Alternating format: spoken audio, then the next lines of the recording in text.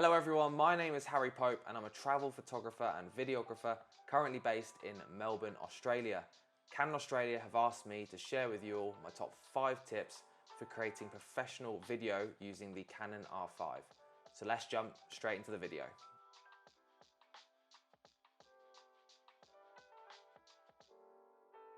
My first tip for you when you're out on a shoot is to collect a variety of different shots. What I mean by this is to use different perspectives to help create more emotion within your story. In turn, this will make the editing process much easier as you'll have a multitude of camera angles to choose from. So when you've planned your location and the story behind your video, the next step is to think about what camera angles you are going to need to get whilst out on your shoot.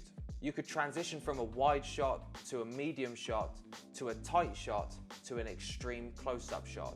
Having this perspective will help keep your audience engaged and the story will flow much nicer than having 5 or 6 of the same shots back to back. Tip number 2 is how to avoid shaky footage handheld. If you're just starting out in videography, you may not have the budget for a gimbal, but you can still get very smooth footage using a few simple tricks. The most obvious tip is to make sure you've got a nice tight grip on both the camera and the lens, making sure you lock your elbows when you move side to side. Next would be the old-fashioned but still very reliable 3 points of contact method. You do this by attaching a camera strap around your neck as your first point of contact. Your second is your hands on the camera, and the third are your elbows locked into place. This method will give you enough stabilisation to keep your footage smooth and clean. Lastly would be to use a lens with image stabilisation. The Canon R5's 5-axis in-body image stabilisation is incredible for obtaining smooth footage. But pair that with a lens that also has image stabilisation and you'll think it was filmed using a gimbal. Tip number 3 is the rule of thirds. This is what photographers and videographers use to properly compose their shots. It marks out where the subject and the surrounding features of the subject should be.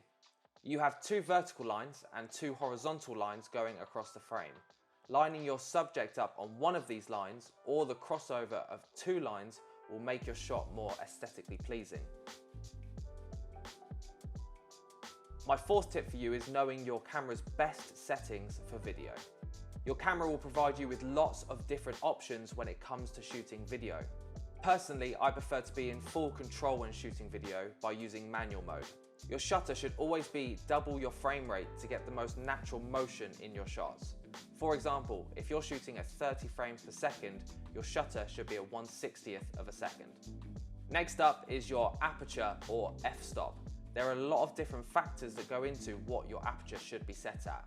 If you're wanting a low depth of field in your shot, I would suggest bringing your aperture down to between 2.8 to 4. This will ensure that your subject remains in focus. If you are shooting at night time, I would bring your aperture to the lowest it goes to allow the most amount of light into your sensor. My last and final tip for you is all about memory and storage. The first thing I think about before I go out on a shoot is what memory cards I'm going to bring with me. I always bring a CF Express card and an SD card with backups, just in case I run into any problems during the shoot. The second thing I think about is, have I formatted all of my cards, as 4K files can take up a lot of memory on your cards.